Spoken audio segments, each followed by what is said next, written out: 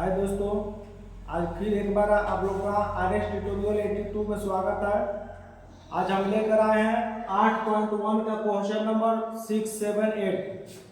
ठीक है, इसके पीछे वाला वीडियो में 5 क्वेश्चन बता दिए हैं इसके बारे में, और अगर नहीं देखे होंगे तो जाके एक बार उस वीडियो को फिर से देख लीजिएगा, शुरू से देखिएगा तो और ज़्यादा समझ में। ठीक है, तो आइए त्रिकोणमिति के सवालों को लोगों को लगता है कि बहुत भास्ट है। देखिए कितना सिंपल है, एक बार में आपको समझ में आ जाएगा। जैसे क्वेश्चन नंबर 6 बोल रहा है, यदि कोण ए और कोण बी न्यून कोण हो। न्यून कोण का मतलब होता है जो 90 डिग्री से छोटा हो। तो बोला है कि कोण ए और कोण बी न्यून कोण हो, और जहां cos ए बराबर cos बी, तो दिखाइए कि कोण ए बराबर कोण बी है। ठीक है, तो देखिए इसको सॉल्यूशन करेंगे। तो सबसे पहले एक समकोण त्रिभुज बनाइए। अब समकोण त्रिभुज में क्या बोला है कि कोण ए और कोण बी न्यून कोण। तो देख लीजिए ये तो समकोण हो गया, ठीक है। और एक समकोण त्रिभुज में एक कोण समकोण होता है, बाकी दो को न्यून कोण होता है। तो ये दोनों न्यून कोण होते हैं, जो दोनों में एक को ए लिख दीजिए, एक को क्या लिख दीजिए, बी। ठीक, तो यहाँ पर लिख दीजिए सी।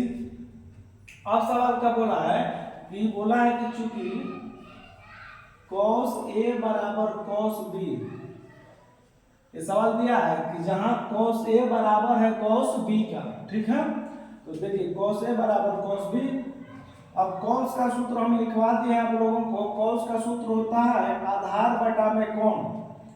cos का होता है आधार बटा में कोण। त्रिभुज पर देखेंगे, देखिए एंगल ए से देखेंगे ए, तो ए के सामने वाला तो लंब हो गया। ए के सामने देखेंगे तो लंब हो गया, ये कोण हो गया। तो ए के सामने आधार कौन हुआ, AC, यानी AC बटा में कोण। कोण का मान है AB। ठीक है, तो बटा में AB हो गया। अब बराबर cos B, cos B, तो B पहले देखेंगे तो B पहले ये है, वो भी cos का होता है आधार बटा में कोण। तो B पहले देखेंगे तो सामने वाला ये लंब हो गया, तो आधार हमारा ये हो गया BC। अब बटा में कोण, तो कोण कौन हुआ हमारा AB। अब देखिए AB से AB कट गया, तो बचा क्या हमारा AC बराबर का बचा BC। ठीक है, AC बराबर BC। अब आप लोग को पता होगा कि किसी भी त्रिभुज में लिख देते हैं, चूंकि किसी त्रिभुज के बराबर भुजाओं के सम्मुख कोण बराबर होते हैं।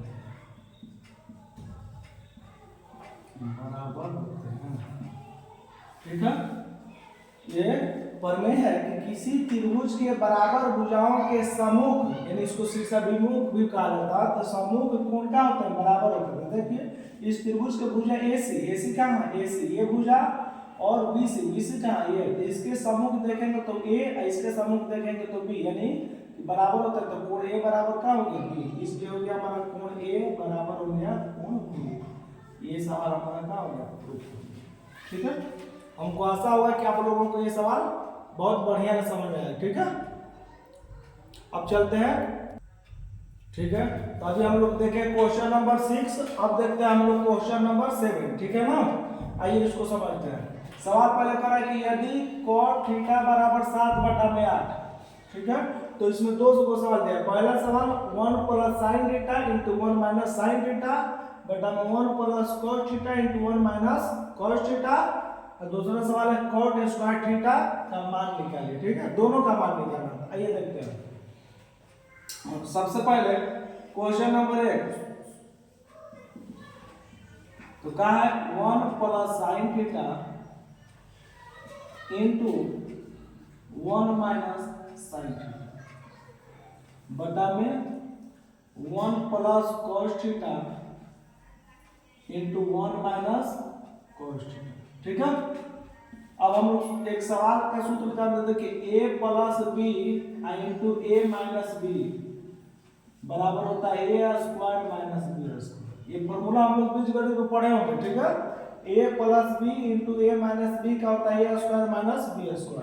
इसी तरह आप देखिए 1 plus sine theta 1 minus sine theta, यानी a के जगह पर 1 है और b के जगह पर साइन है। फिर देखिए a के जगह पर 1 और b के जगह पर साइन, ठीक है। तो इसका भी सूत्र हो जाएगा a square minus sine square theta, ठीक है।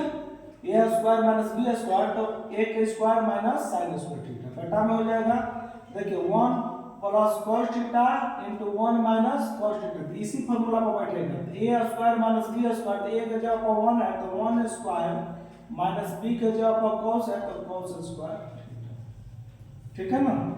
अब देखिए 1 का स्क्वायर करेंगे तो 1 माइनस साइन स्क्वायर थीटा बटा में 1 का वर्ग 1 माइनस cos स्क्वायर, ठीक है। अब देखो 1 माइनस साइन स्क्वायर थीटा का एक सूत्र होता है cos स्क्वायर थीटा, अब बटा में 1 माइनस cos स्क्वायर थीटा का मान होता है साइन स्क्वायर, ठीक है। अब देखिए cos स्क्वायर थीटा बटा में साइन स्क्वायर थीटा, यानी दोनों पे स्क्वायर है तो इसको हम लोग cos थीटा बटा में साइन थीटा लेकर और दोनों का होल स्क्वायर ऐसे कर सकते हैं, ठीक है, समझ आ रहा। अब क्या करेंगे, देखिए cos थीटा बटा में sin थीटा किसका सूत्र होता है, तो cot थीटा का होता है, तो cot थीटा स्क्वायर है तो स्क्वायर लगा देंगे। अब देखो cot थीटा का मान दिया, cot थीटा का मान 7 बटा में 8, 7 बटा में 8, अब इसका स्क्वायर है तो स्क्वायर कर दिए, 7 का स्क्वायर करेंगे 49 बटा में 8 का स्क्वायर करेंगे 64, यही हमारा पहला का आंसर होगा, ठीक है। अब इसमें दूसरा सवाल क्या है, cot स्क्वायर थीटा, ठीक है।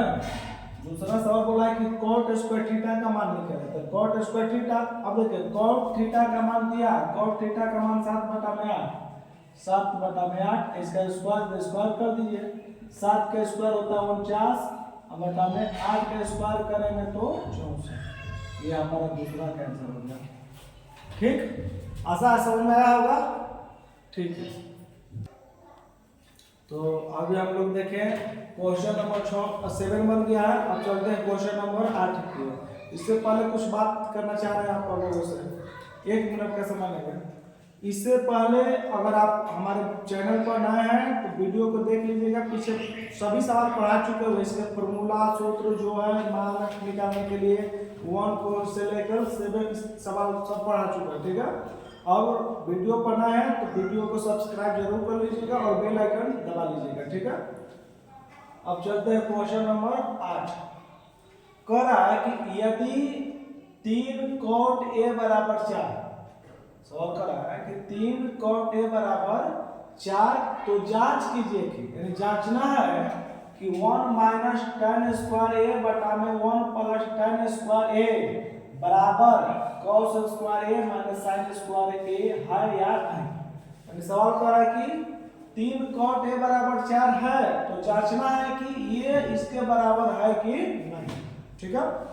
तो जब जांचने के बाद तो क्या सत्यापित करने के बाद तो देखिए बराबर के बाएं साइड है, बराबर के दाएं साइड, बाएं साइड को हम लोग LHS बोलते हैं और दाएं साइड को RHS बोलते हैं, ठीक है। तो ऐसा करेंगे दोनों का मान निकालेंगे और दोनों का मान बराबर हो गया तो बराबर है और नहीं है तो बराबर, ठीक है। तो चलिए पहले क्या दिया है, यदि हमको दिया है, यदि 3 cot a बराबर 4, ठीक है। सवाल बोला है कि 3 cot a बराबर 4, तो cot a बराबर हो जाएगा 4 बटा में 3, बोलिए हो सकता है, क्योंकि cot के गुणा में है 3 तो उधर जाएगा तो भागा में होगा, तो 4 बटा में 3 हो गया, ठीक है, ठीक। अब cot का मान होता है, cot का सूत्र होता है पता होगा, आधार बटा में लंब,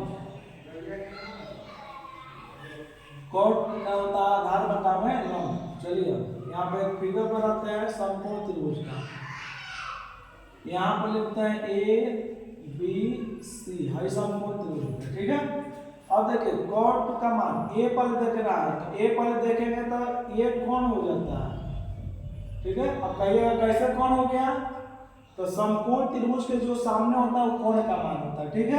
अब देखिए लिखा यहाँ पर a, एंगल a दिया, a के सामने देखेंगे तो a के सामने जो होता है वो किसका मान होता है, लंब का मान होता है, जो बच गया वो आधार का मान, ठीक है।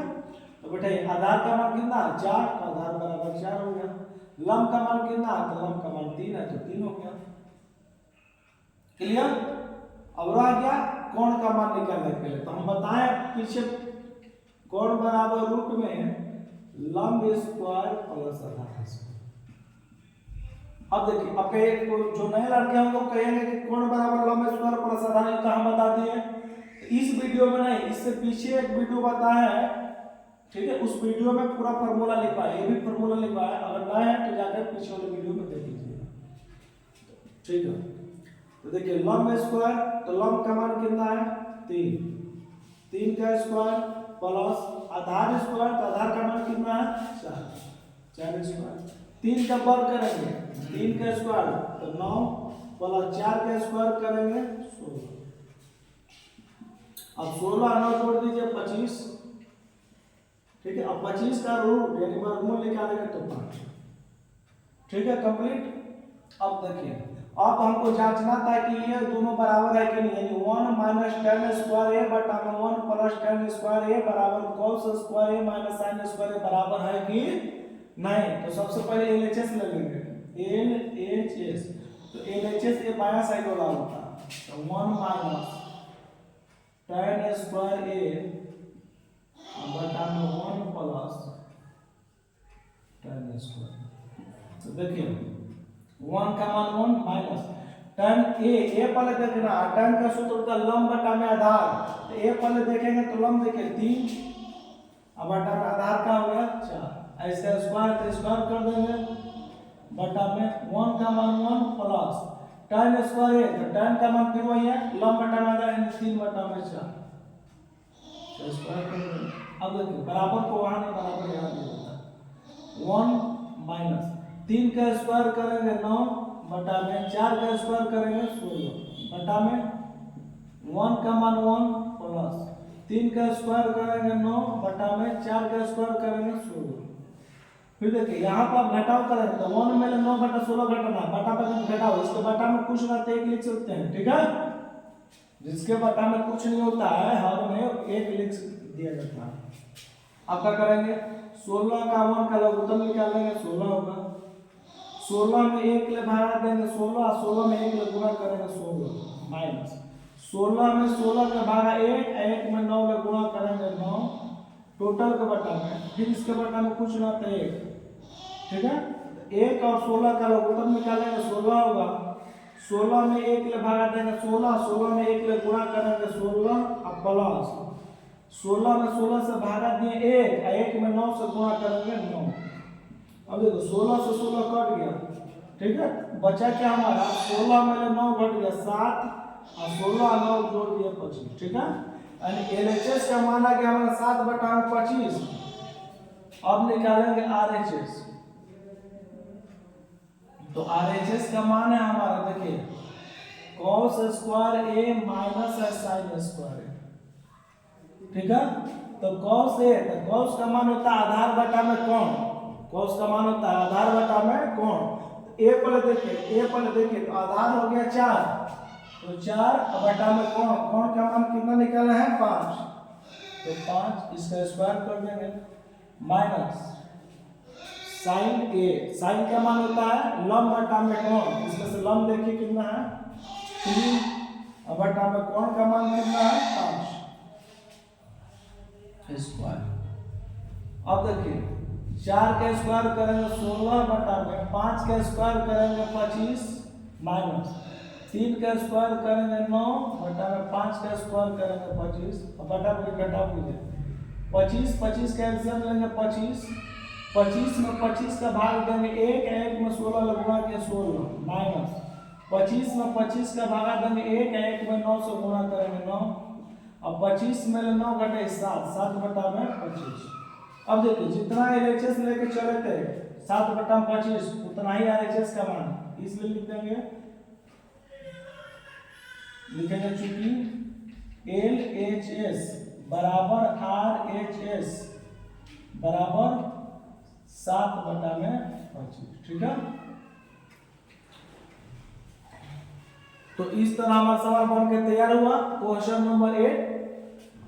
हमको आशा होगा कि आप लोगों को बहुत बढ़िया में समझ में आया होगा, और चैनल पर नए हैं तो सब्सक्राइब कर लीजिएगा। इसी तरह नए नए रोज वीडियो आते रहेंगे, ठीक है। थैंक यू, धन्यवाद।